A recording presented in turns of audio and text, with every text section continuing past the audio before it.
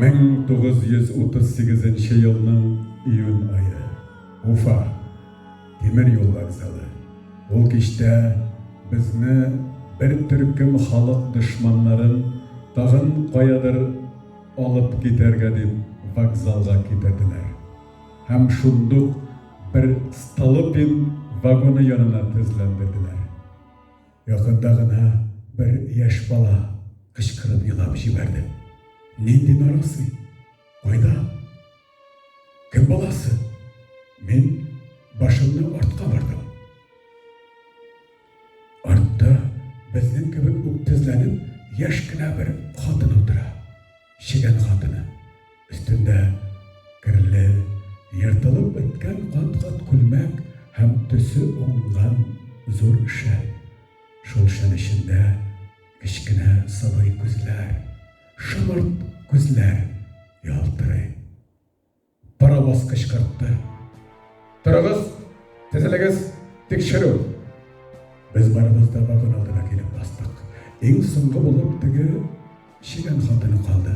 Ул bir adım алганлады да, горур bir караш белән башын аз гына артка чөеп, шәлгә урап, күкрәгенә бәйләгән бәбиен тирбәтә, аз гына чайкала.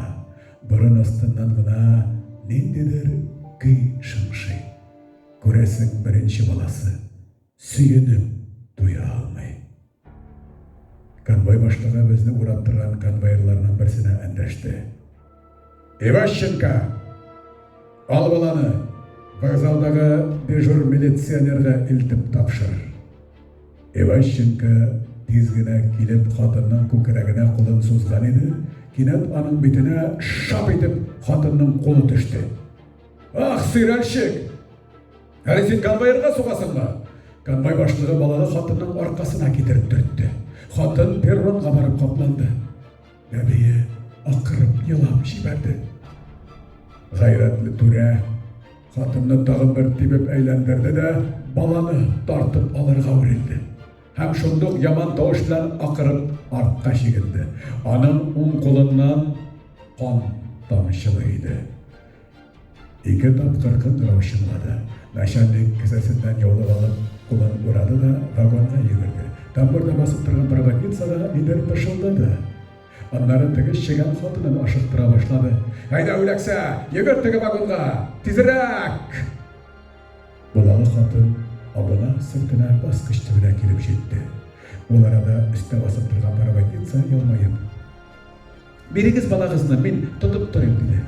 Хатын баласын проводницага биреп булды, шундук шап итеп ишек ябылды. Хатын акырып җибәрде: "Мишутка!" Ул арада күрше вагонның ишеге ачылды, һәм аннан теге проводница кызыл чүпрәккә төрелгән баланы конвой башлыгына бирде. Конвой башлыгы Иващенкога сузды. Тегесе бик шыксыз, уңайсыз рәвештә төргәкне алып култык астына кыстырды да вокзалга таба йөгерде. Поезд кузгалды. Яныбыздагы кырый камерага теге чегән хатынын япкан булганнар икән. Ул бер туктаусыз ишеккә суга, тибә, кычкыра. Ачыгыз! Ачыгыз ди! Кайда минем улым? Кайда минем Мишуткам? Ачыгыз! Ишетәсезме? Йырткычлар! Ишетәсезме? Улымны, кышчыгымны кая куйдыгыз? Бирегез! Бирегез! Bütün vagon bu zardan, yılау kargaudan titrene, yürek erni taşıy, түгелә. Әтеге хатын һаман ишекне шакый, тырный, суга, тибә һәм яман тавыш белән кычкыра. 3-4 сәгатьтән ишеккә сугу, тибү тукталды, тавыш та акрынланды. Хәзер шыңшып елау, үксү һәм зар. Мишутка, бәгърем, җаным, кышчыгым, инде карының ачкандыр, имәсең киләдер. Менә күкрәкләремә сөт төште, сызлый, Мишутка.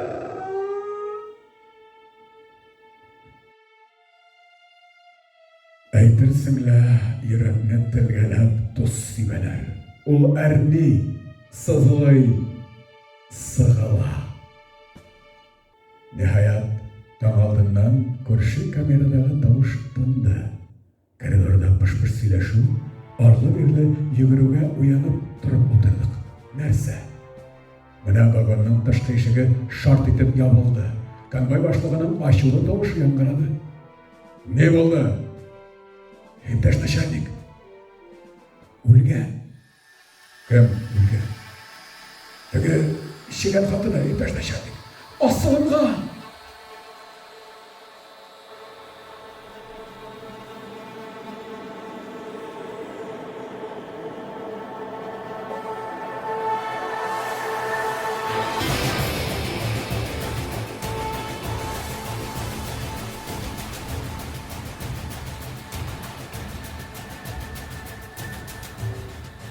Сталин zamanları da, Столыпин vagonları da indi артта kaldı. Тик analarının can yarası bilen, yatim balalarının öksüp yalaulары hamam şul kiliş. Буферлар bir-birsine soğulup şımşıy, тәгәрмәчләр bir toxtausыз şakıldı. Şakşık, şakşık, şakşık. Tırmış poyezdi, milyonlarının yaralı yazmışların tüyep koyadır aşığa. Aşığa bugün de.